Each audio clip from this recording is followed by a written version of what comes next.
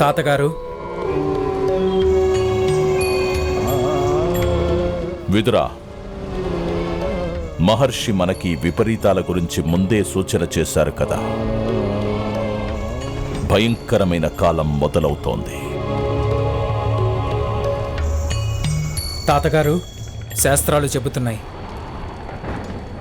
అసలు అగ్ని అనేది పుట్టడానికి ముందే పొగ ఎలా బయటికొస్తోందో ఆ విధంగానే ఎప్పుడైనా గొప్ప విపత్తు సంభవించేటప్పుడు, ఏదైనా ఒక దుష్ట ఆత్మ జన్మించే సమయంలో అప్పుడు మొత్తం సృష్టి అంతా సంకేతాలు ఇస్తుంది. నువ్వు ఎవరి గురించి మాట్లాడుతున్నావు విదురా?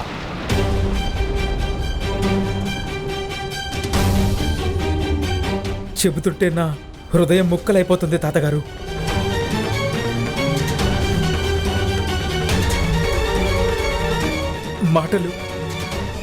మాటలు నాకు సహకరించట్లేదు తాతగారు. నేను మహారాణి గాంధారి గారి ప్రథమ పుత్రుడి గురించి మాట్లాడుతున్నాను తాతగారు. ఈ బాలకుడు కురు సామ్రాజ్యానికి, ఇంకా మొత్తం ఈ భూమికే మహా విపత్తికి కారణమవుతాడు.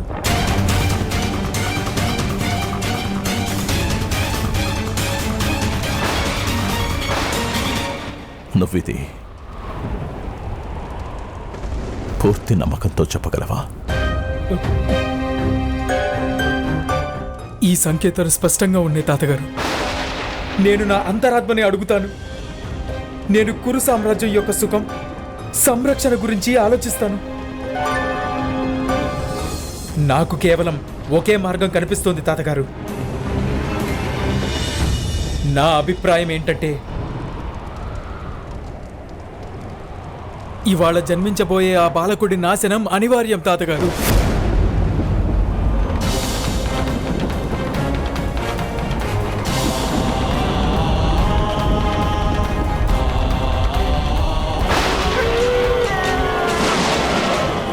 ఓం నమః శివాయ, ఓం నమః శివాయ, ఓం నమః శివాయ, ఓం నమః శివాయ, ఓం నమః శివాయ, ఓం నమః శివాయ, ఓం నమః శివాయ, ఓం నమః శివాయ, ఓం నమః శివాయ, ఓం నమః శివాయ, ఓం నమః శివాయ, ఓం నమః శివాయ, ఓం నమః శివాయ, ఓం నమః శివాయ, ఓం నమః శివాయ, ఓం నమః శివాయ, ఓం నమః శివాయ, ఓం నమః శివాయ. కానీ కర్ణ, మదన్ చేయడే అనుచరుడు మనకెందుకు నిజం చెప్తాడు? మౌనంగా ఉండు. మనకే కాదు, మొత్తం అందరికీ చెప్పాల్సింది. ఓం నమః శివాయ, ఓం నమః శివాయ. నాయనా,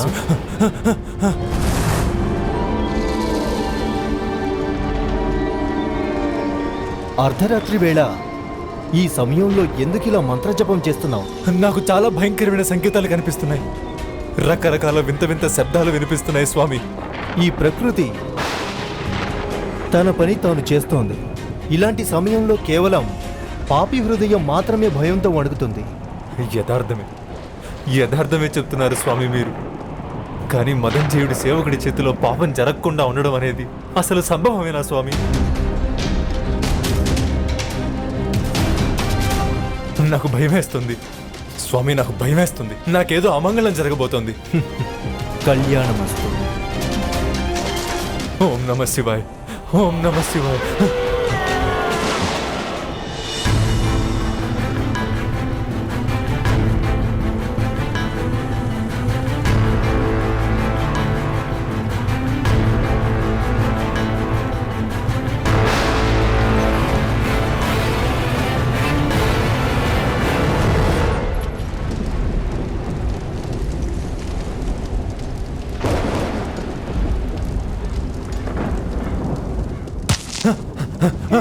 ఎవరు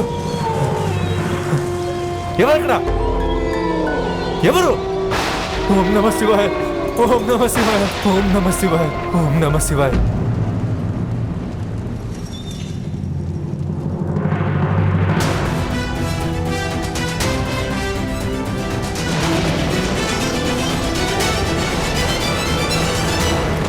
ఎవరు ఎవరు మీరు?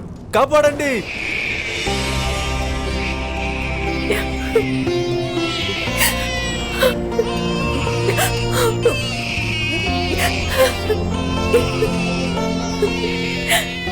ప్రభు, మీ కొడుకుని చూడండి ప్రభు.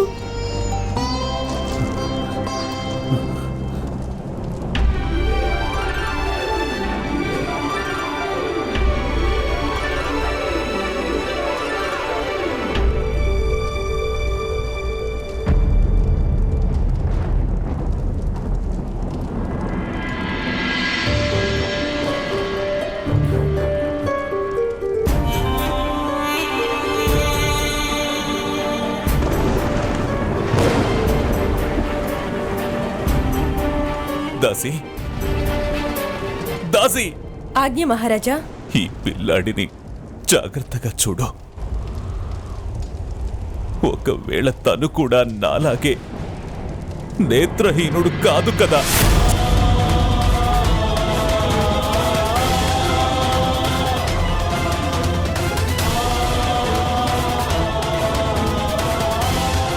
లేదు మహారాజా, రాజకుమారుడు మీ ముఖాన్ని చూస్తున్నాడు. తను నేత్రహీనుడు కాదు.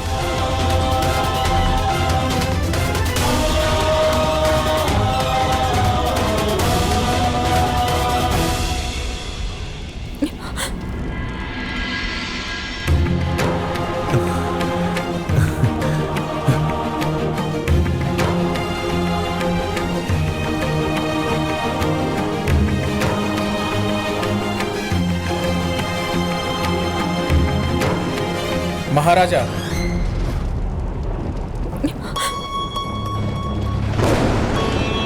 నేను మీతో ఒక ముఖ్యమైన విషయాన్ని మాట్లాడడానికి వచ్చాను.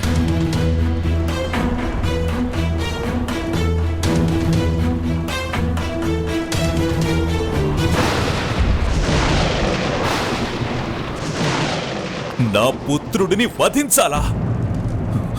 ఇదేం పరామర్శ మహామంత్రి విదురా?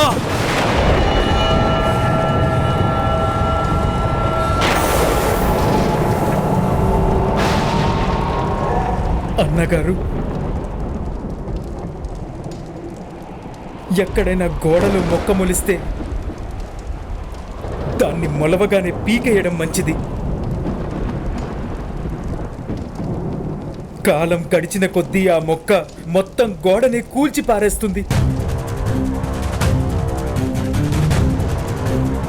ఇది మనకి కాలమిస్తున్న సంకేతం అన్నగారు. ఈ బాలకుడు భయంకరమైన యుద్ధాన్ని తీసుకొస్తాడు.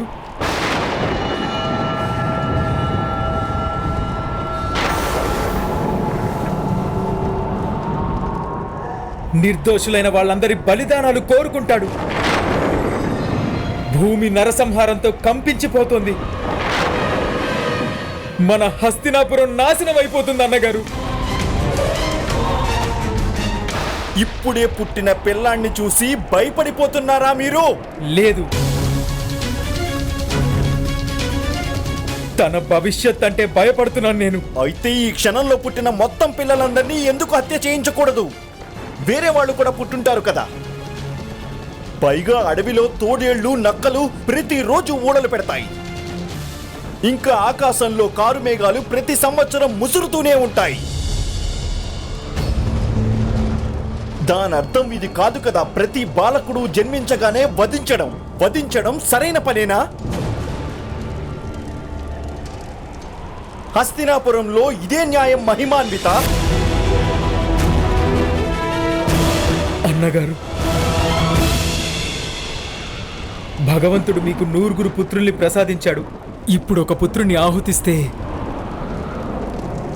మొత్తం రాజ్యానికి అంతటికీ లాభం కలిగే అవకాశం ఉంటే అప్పుడు ఆహుతి ఇవ్వడమే సముచితం.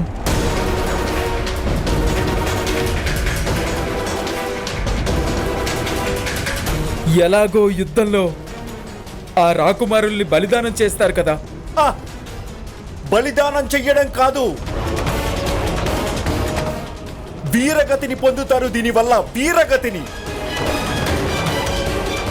హత్యకి వీరగతికి మధ్య తేడా ఉంటుంది మహామంత్రి. మహామహిమాన్వితులైన భీష్ముల వారి ఉద్దేశం ఏమిటో?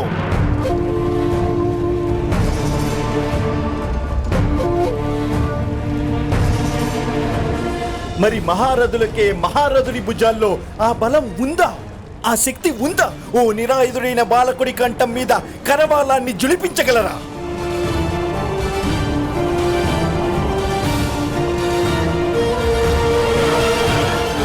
ఒక బాలకుడిని హత్య చేయడం అంటే నా హృదయం కంపించిపోతోంది.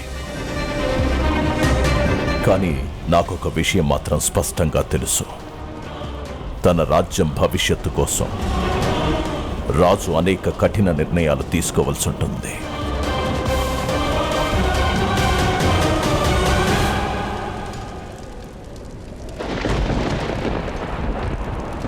తాతగారు, నేను ఈ పుత్రుణ్ణి పొందడానికి అనేక సంవత్సరాలు ఎదురు చూశాను.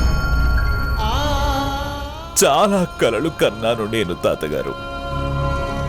జన్మించడానికి ముందే తను నా హృదయానికి రాజైపోయాడు. ఏ కుసుమాల సుగంధంతో మనసు రంజిల్లుతుందో ఆ కుసుమాల్ని ఎలా నలిపేయను తాతగారు, ఎలా నలిపేయను. నాయనా,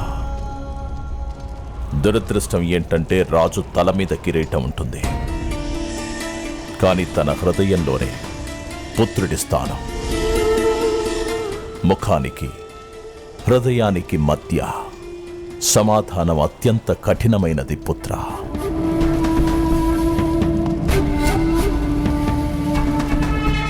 ఈ సమయంలో రాజకీయాలు చేయకండి మహామహిమాన్విత.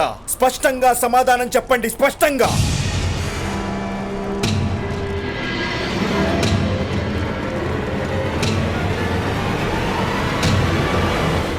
మీరా పాండుపుత్రుణ్ణి హస్తినాపుర సింహాసనం మీద కూర్చోపెట్టాలని ఆలోచనతో నా మేనలుణ్ణి హత్య చేయించాలన్న సంకల్పమా ఇది?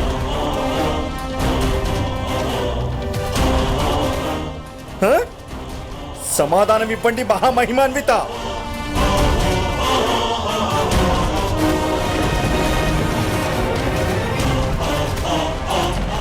ధృతరాష్ట్రుడికి పాండురాజుకి నా హృదయంలో ఎలాంటి తేడా లేదు. వాళ్ళ కొడుకులు కూడా నాకు సమానమే. ఆ కారణంగానే నేను స్పష్టమైన అభిప్రాయం చెప్పట్లేదు గాంధార రాజా. మహారాజు స్వయంగా తండ్రి, అలాగే రాజు కూడా. అందువల్ల సామ్రాజ్యం బంగారు భవిష్యత్తు కోసం ఏం చేయాలో, ఏది సరైనదో మహారాజు గారే ఆ నిర్ణయం తీసుకోవాలి.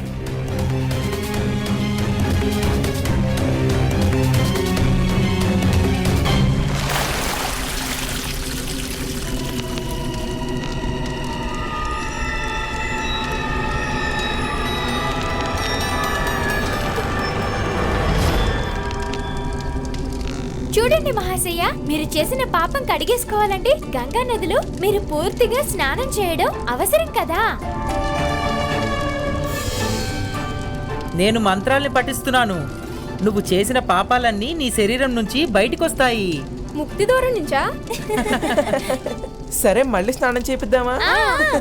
ఆగండి ఆగండి, మీరందరూ చాలా పెద్ద తప్పు చేస్తున్నారు. ప్రతి ఒక్కరికి శిక్ష తప్పదు. మదన్ జైలు వారిని ఇక్కడికి రానివ్వండి. వద్దు వద్దు, ఆగండి.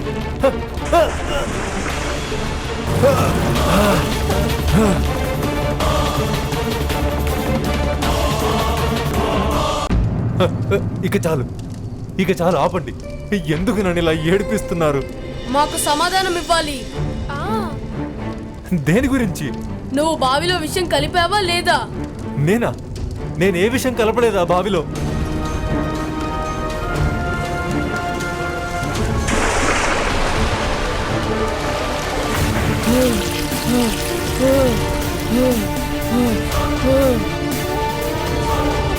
అసలు నిజమేంటో చెప్పండి, లేదంటే మేము నిన్ను తోడేలో ముందుకు తీసుకువెళ్ళి పడేస్తాము.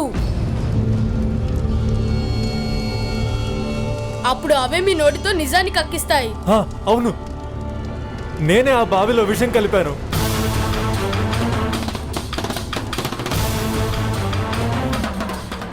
మదంజయ మహాశయుల వారి ఆదేశం ప్రకారం కానీ ఈ విషయాన్ని తెలుసుకోవడం వల్ల మీ నాన్నగారికి ఎలాంటి న్యాయం జరగదు బాలక.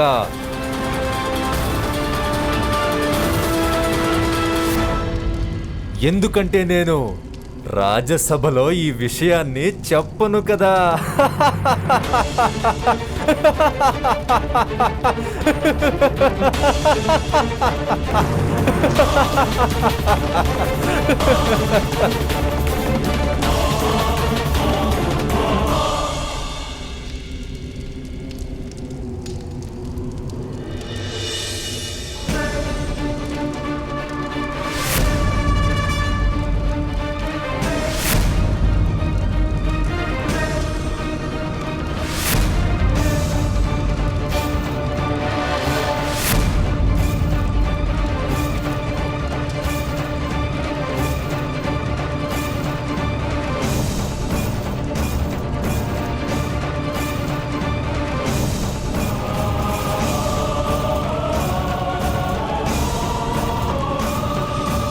మేమందరం మీ మాటలు వినేశాం మహాశయ.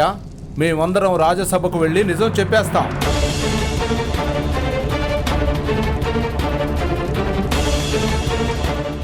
పైగా నువ్వు కూడా నిజం చెప్పి తీరాల్సిందే. నువ్వు ఆ విషయం తెలుసుకోవాలి. తేనెటీగలు శిక్ష విధించేటప్పుడు అవి ప్రాణాల గురించి ఆలోచించవు.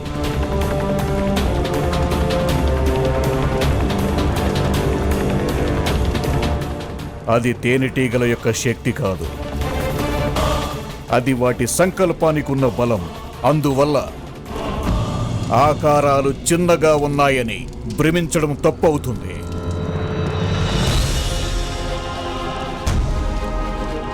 జీవించాలన్న సంకల్పంతో జన్మించిన వారిని ఎవ్వరూ ఎప్పటికీ అంతం చేయలేరు. అలాగే గెలవాలన్న సంకల్పం ఎవరికుంటుందో వాళ్ళని ఓడించడం కూడా అసంభవం అవుతుంది.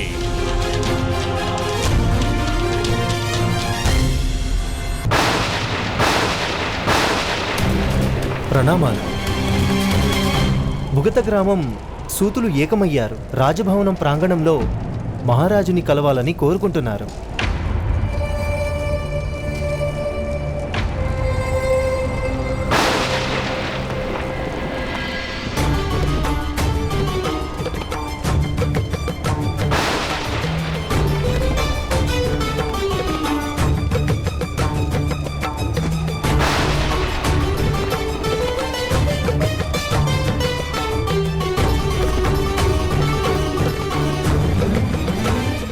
నాయనా, బాగా ఆలోచించి నిర్ణయం తీసుకో. ఒకవేళ నీకు ఈ ఆలోచన మంచిదనిపిస్తే వెంటనే తలారిని పిలిపించు. లేదు తాతగారు, ఒకవేళ నా కొడుకుని తప్పనిసరిగా వధించాల్సి వస్తే నేనే స్వయంగా వధిస్తాను.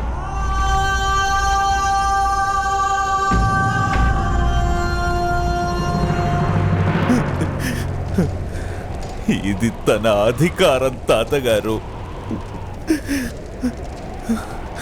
తను తన ఆఖరి గడియల్లో తన తండ్రి చేతుల్లోనే నిద్రపోవాలి.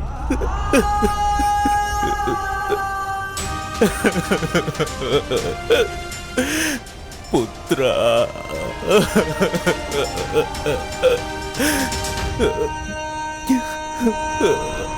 పుత్రా. మహారాజా, మీరు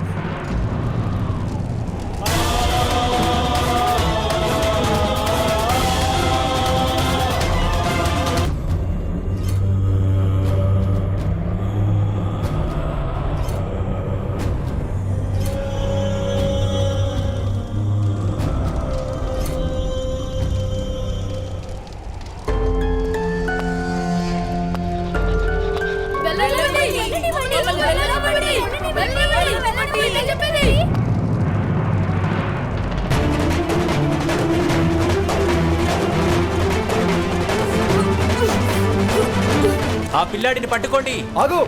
ఆగు! ఆగు!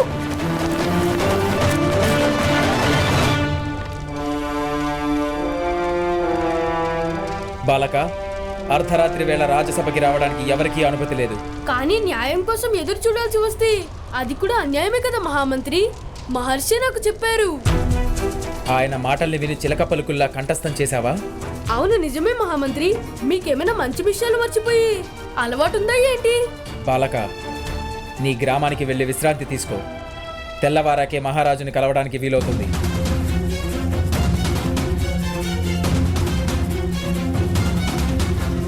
లేదు, మేమిక్కడే కూర్చుంటాం. మా నాన్నగారు కారాగారంలో ఉన్నారు. మరి నేను ఇంట్లో ఎలా కూర్చోగలను మహామంత్రి? ధనస్సుకి బాణానికి ఉన్న సంబంధం తండ్రి కొడుకులది. ఇద్దరిలో ఎవరు ఇంకొకరిని త్యాగం చేయలేరు కదా.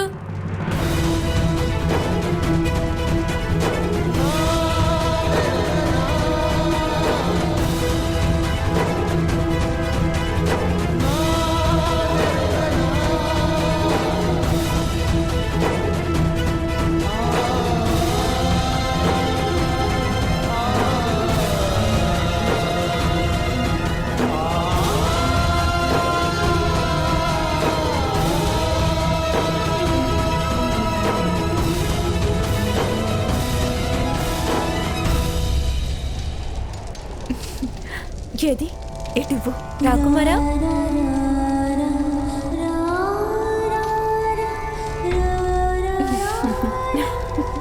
ఓహ్, చాలా అల్లరివాడు కదా.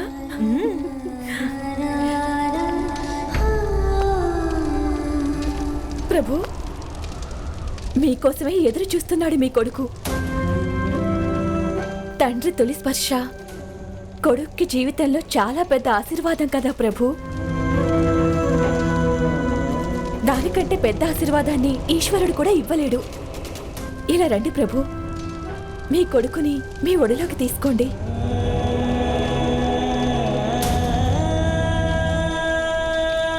దాసి ఏం చెప్పిందో తెలుసా? పిల్లాడు చాలా అందంగా ఉన్నాడట. సాక్షాత్తు మన్మధుడే మీ కడుపున పుట్టాడు. దగ్గరికి రండి ప్రభు. ఎక్కడైనా గోడలో మొక్క మొలిస్తే దాన్ని మొలవగానే పీకేయడం మంచిది. కాలం గడిచిన కొద్దీ ఆ మొక్క మొత్తం గోడని కూల్చి పారేస్తుంది. ఇది మనకి కాలం ఇస్తున్న సంకేతం అన్నగారు. ఈ బాలకుడు భయంకరమైన యుద్ధాన్ని తీసుకొస్తాడు. నిర్దోషులైన వాళ్ళందరి బలిదానాలు కోరుకుంటాడు. భూమి నరసంహారంతో కంపించిపోతుంది. మన హస్తినాపురం నాశనం అయిపోతుంది అన్నగారు. హస్తినాపురం నాశనం అయిపోతుంది అన్నగారు. హస్తినాపురం నాశనం.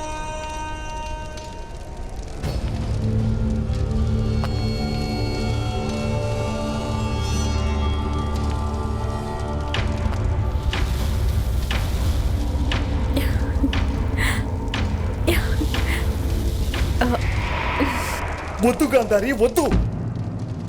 మహారాజు ఈ సమయంలో సరిగ్గా లేరు. తన కొడుకునే హత్య చెయ్యాలన్న ఆలోచనతో వచ్చారాయన. పిచ్చి ప్రేలాపనలు చేయకండి అన్నయ్య. ఏ తండ్రి అయినా తన కొడుకుని హత్య చేస్తాడా ఎక్కడైనా? అవును గాంధారి. నాకిప్పుడు ఏకాంతం అవసరం. మీరిద్దరూ బయటికి వెళ్ళండి. ప్రభు, మహారాజా ఆలోచించండి మహారాజా. మీ మహామంత్రి మిమ్మల్ని భ్రమింపజేస్తున్నాడు. బయటికి వెళ్ళు గాంధారి.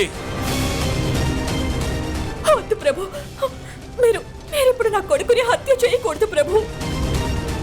మహారాజా, నా చెల్లెలి దుఃఖం గురించి ఆలోచించండి మహారాజా. దయచేసి ఇలాంటి నిర్ణయం తీసుకోవద్దు మహారాజా. కురువంశం యొక్క రక్తం అది.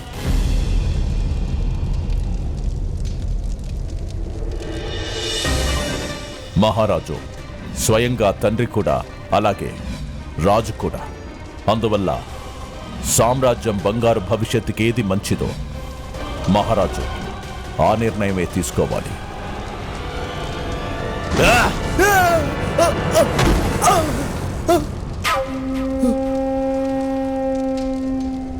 దాసి, ఇది నా ఆదేశమో. మహారాణిని ఇక్కడి నుండి బయటికి తీసుకువెళ్ళి తలుపులు మూసివేయండి. వద్దు ప్రభు, ప్రభు. దాసి, ప్రభు, ప్రభు, నా మీద దయ చూపించండి ప్రభు. నా కొడుకు మీద దయ చూపించండి ప్రభు. ప్రభు అలా చేయకండి దాసి. ప్రభు.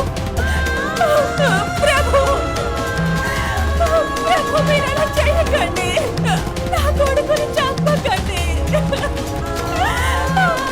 నన్ను విడిచిపెట్టండి ప్రభు. నన్ను విడిచిపెట్టండి ప్రభు. ప్రభు ప్రభు నన్ను వెళ్ళనివ్వండి ప్రభు. నా కొడుకునే చేయకండి. మహారాజు స్వయంగా తండ్రి, అలాగే రాజు కూడా. అందువల్ల సామ్రాజ్యం బంగారు భవిష్యత్తు కోసం ఏం చేయాలి, ఏది సరైనదో మహారాజు గారు ఆ నిర్ణయం తీసుకోవాలి. ఇది మనకి కాలం ఇస్తున్న సంకేతం అన్నగారు. ఈ బాలకుడు భయంకరమైన యుద్ధాన్ని తీసుకొస్తాడు. నిర్దోషులైన వాళ్ళందరి బలిదానాలు కోరుకుంటాడు. భూమి నరసంహారంతో కంపించిపోతుంది. మన హస్తినాపురం నాశనం అయిపోతుంది అన్నగారు.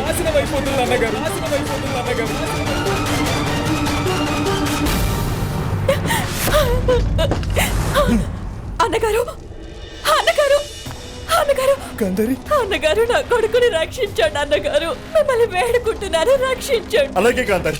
సైనిక, తలుపు తెరువు సైనిక, లేదంటే నీ తల తెగి పడుతుంది. సైనిక,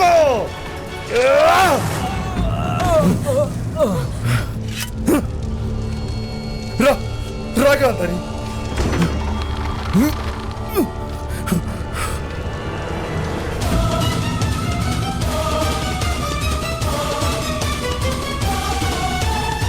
ధనస్సుకి బాణానికి ఉన్న సంబంధం తండ్రి కొడుకులది.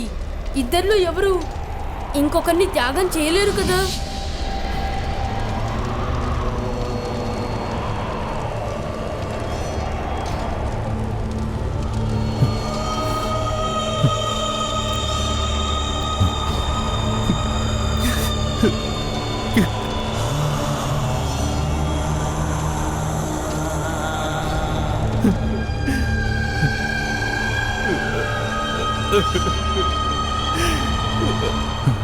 లేదు పుత్ర, నేను నిన్ను హత్య చెయ్యలేను పుత్ర.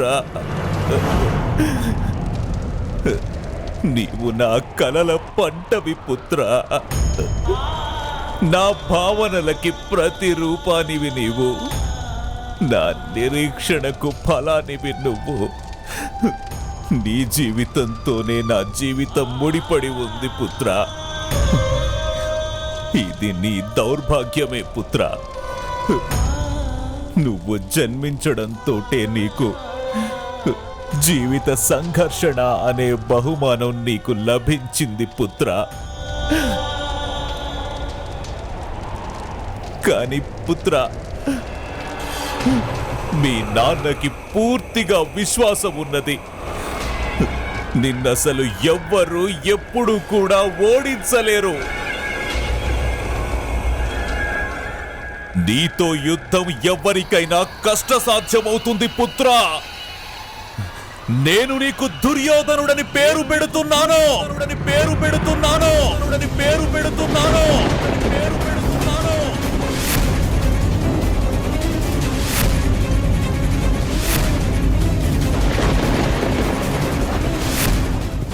నువ్వు ఎప్పటికీ విజయుడివై నిలవాలి పుత్ర. నీవే నా ఉత్తరాధికారివి.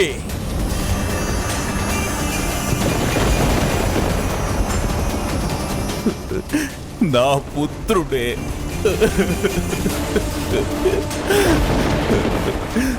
నా పుత్రుడే.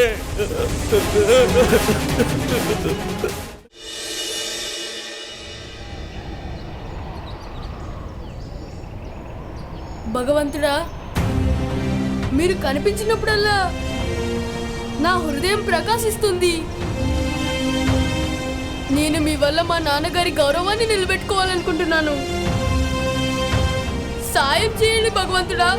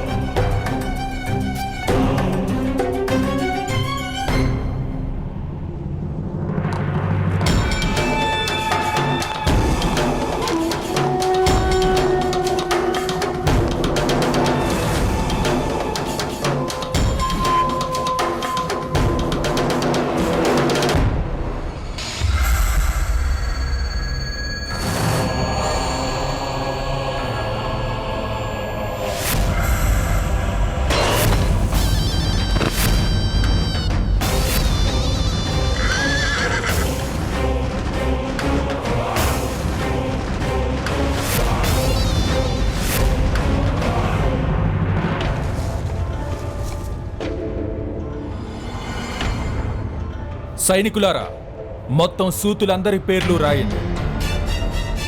ఇవాళ రాజ్యసభకి ఎవరైతే ఫిర్యాదు చేయడానికి వచ్చారో వాళ్ళ పేర్లన్నీ రేపు నాకు అవసరం అవుతాయి. మీరంటే మాకు భయమేమి లేదు మదంజయ మహాశయ. మొదట నా పేరు రాసుకోండి, సూత వృషభానుడు.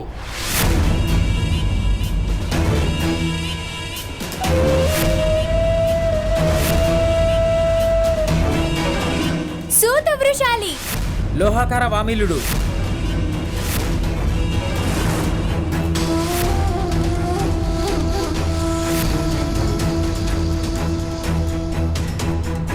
లోహకార కమలుడు.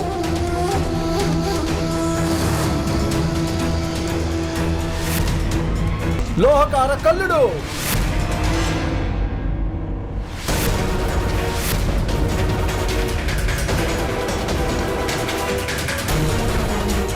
సూత విశేషణుడు.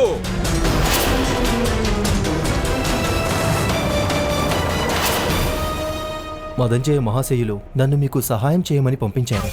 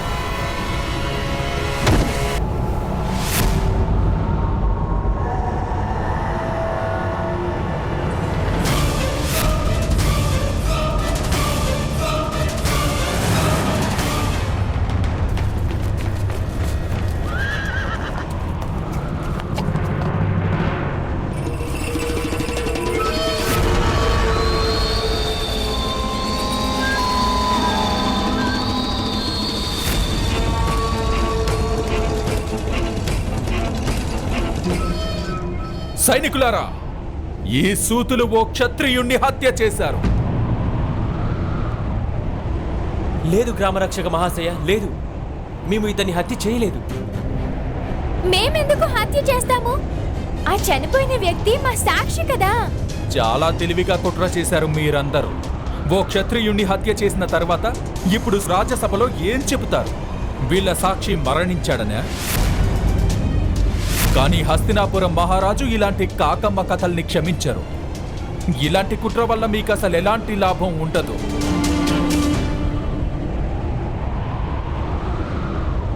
దుర్మార్గం అది. ఖచ్చితంగా కీలకమైన సాక్షిని మీరే హత్య చేశారు.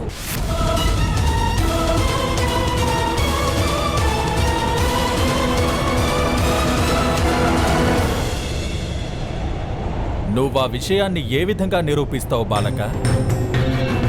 సింహం గర్జన ముందు ఎలుక శబ్దాన్ని ఎవరు వింటారు? ఆ క్షత్రియుణ్ణి హత్య చేసినందుకు మొత్తం సూతులందరూ శిక్షని తప్పించుకోలేరు.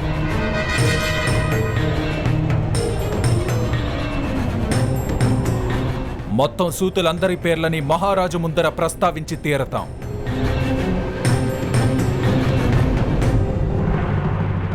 లేదు గ్రామరక్షక మహాశయ, మేము ఇక్కడికి సాక్ష్యం కోసం రాలేదు. మమ్మల్ని క్షమించండి ప్రభు, మమ్మల్ని క్షమించండి ప్రభు.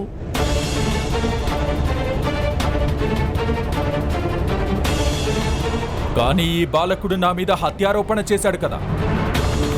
లేదు మహాశయ, మేము దానికి ఒప్పుకోవడం లేదు. మాకు ఈ పిల్లోడితో గాని ఆ కుటుంబంలోని ఏ ఒక్కరితో గాని మాకు ఎలాంటి సంబంధం లేదు. అవునవును. మాకు ఎలాంటి సంబంధం లేదు.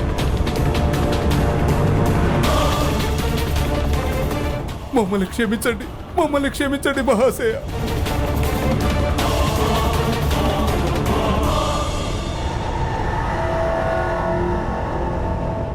సూతులారా, ఆలోచించుకోండి. ఇలాంటి విషమ సమయంలో మీరందరూ భయపడడం మంచిది కాదు. మొత్తం మనమందరం ఒక్కటిగా ఒకే తాటి మీద నుంచుంటే అప్పుడు ఇలాంటి అన్యాయం చేసేందుకు ఎవరు దుస్సాహసం చెయ్యరు. చాలే, ఆపండి మీరు. అధికారం ఉన్నవాళ్ల ముందు ఎవరి బలం చెల్లదు. మేము పిల్ల పాపలు ఉన్నవాళ్ళం, విప్లవకారులు అవ్వాలనుకోవడం లేదు మేము.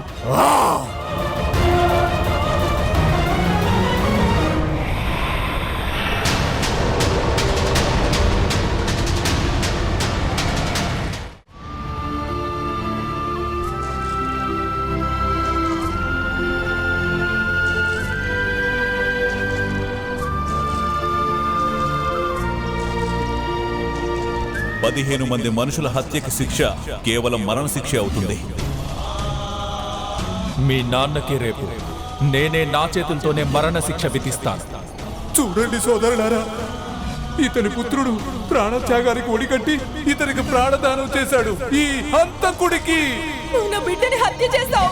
నేను అసలు నిన్ను ఎప్పటికీ క్షమించను. నన్ను వదలండి. ఇతను పాపి, ఇతను అపరాధి. పొలాలు సైతం వృక్షాల నుంచి తమంతట తామే పడిపోతాయి. నువ్వు కూడా ఈ కళంకాన్ని వెంట తీసుకొని మరణాన్ని ఆశ్రయించు. వెళ్ళు. ప్రాణదానం కోరుకో, అధికారం కోరుకుంటే మీ నాన్నకప్పుడు ఖచ్చితంగా మరణశిక్షే పడుతుంది. రేపు తెల్లారేలోగా నువ్వు అపరాధిని ప్రవేశపెట్టు, లేదంటే మీ నాన్నగారికి శిక్ష తప్పదు.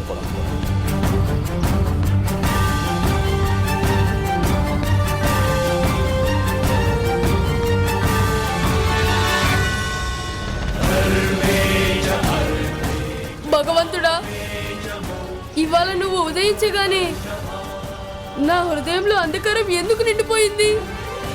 నాకు అసలేం దారి కూడా తోచట్లేదు.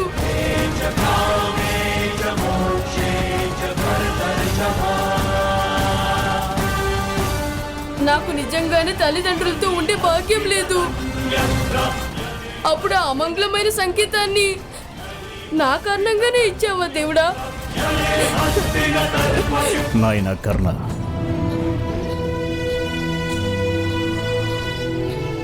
ఓడిపోవడానికి కేవలం ఒకే దారి ఉంది.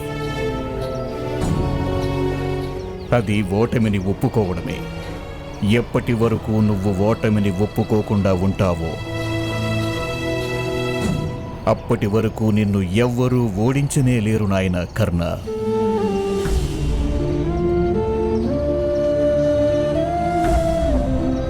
మరిప్పుడు నేను ఏం చేయను పెద్దనాన్న? మొత్తం దారులన్నీ మూసుకుపోయాయి. ఇలా ఎందుకు అయ్యింది? ఒక సూత్రుడికి న్యాయం జరగనే జరగదా? మరి మనుషులందరికీ 2 చేతులు, 2 కాళ్ళు, ఒక తల ఎందుకుంది? మరి మనుషుల మధ్యలో ఈ భేదాలు ఎందుకున్నాయి పెద్దనాన్న? నాయనా, ఈ భేదాల్ని ఆ ఈశ్వరుడు సృష్టించలేదు. న్యాయం ఖచ్చితంగా లభించేది శక్తిమంతులకే.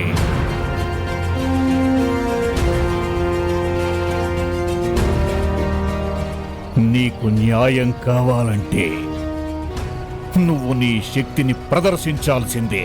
కానీ నాకు ధనస్సుని ఎక్కుపెట్టేందుకు స్వాతంత్రం లేదు పెద్దనాన్న. ఎవరు నీ స్వాతంత్రానికి అడ్డుకట్ట వేస్తున్నారో? ఈ క్షత్రియుల, లేక నీ తండ్రిని హత్య చేయాలని చూస్తున్న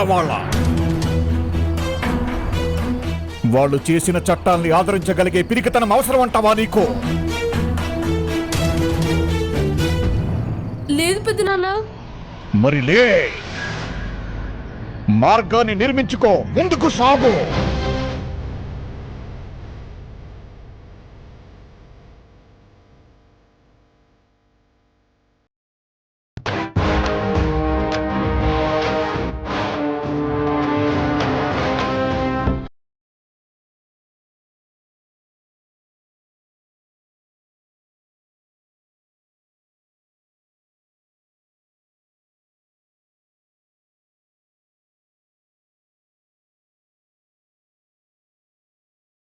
మీరు భలే ఎత్తు వేశారు సేననాయక మహాశయ.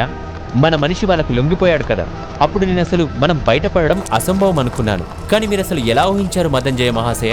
ఆ సూతులు భయపడి వెంటనే వదిలేస్తారని? మూర్ఖ, చాలా ముఖ్యమైన విషయం చెప్తాను, విను. ఎప్పటికీ గుర్తుంచుకోవాలి. ముళ్ళపందిని చూసావా నువ్వు? దాని శరీరం మీద వెంట్రుకల స్థానంలో ముళ్ళుంటాయి. అడవుల్లో ఉంటాయి కదా అవి. దాని రక్షణ దానిదే. సింహం కూడా దాన్ని అసలేమీ చేయలేదు. కానీ ఆ ముళ్ళని తీయడానికి తెలివి కావాల్సి వస్తుంది సైనికులారా. ధైర్యం లేకపోతే శక్తి లేనే లేదు. అందువల్లే మనుషుల్లో వివిధ సమూహాలు ఏర్పడ్డాయి. ఇవాళ నిజంగా వాళ్ళంతా ఒక్కటిగా నిలబడితే ఖచ్చితంగా నేను ఓడిపోయేవాడిని. ఆలోచనల్లో కూడా విజయం మీద విశ్వాసం లేదు. వాళ్ళేం విజయాన్ని సాధించగలరు?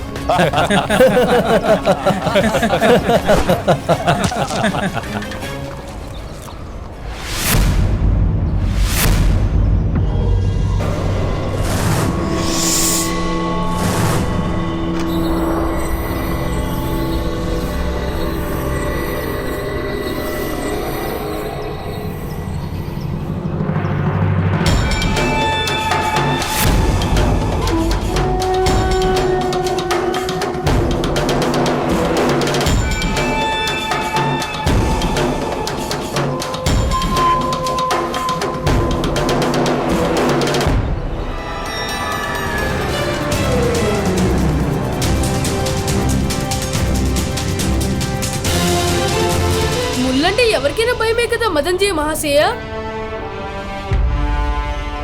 ఇదిగో ఇవాళ కూడా నేను మీ ముందర తల ఎత్తి నిలబడ్డాను. నాకన్నీ నా కుటుంబమే. మీరు అన్యాయం చేయనే చేయలేరు.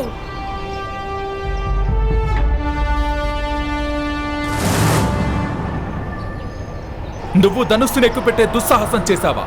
బాణాలు వేయడానికి అనుమతి కూడా అడగను మదన్జయ మహాశయ. ప్రాణాలతో ఉండాలంటే మీరు ఆ పత్రం మీద మీ ముద్రని వేసే తీరాలి. నిజం ఒప్పుకోండి. ఆ బావిలో విషం కలపడం దగ్గర నుంచి ఆ కీలక సాక్షిని హత్య చేయడం వరకు మొత్తం కుట్రంతా కూడా మీరే చేశారని.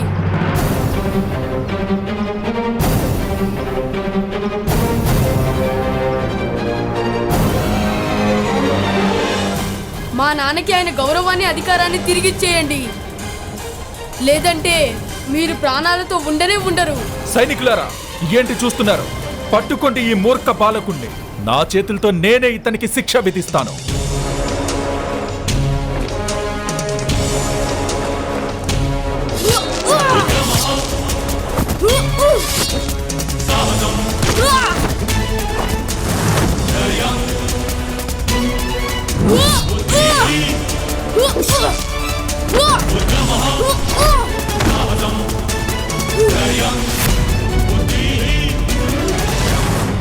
క్షమించండి మహారాజా, క్షమించండి. ఇప్పుడే ఒక సమాచారం అందింది మహారాజా. ఓ సూత బాలకుడు మదంజయుడితో పాటు మిగతా క్షత్రియుల మీద యుద్ధం చేస్తున్నాడు.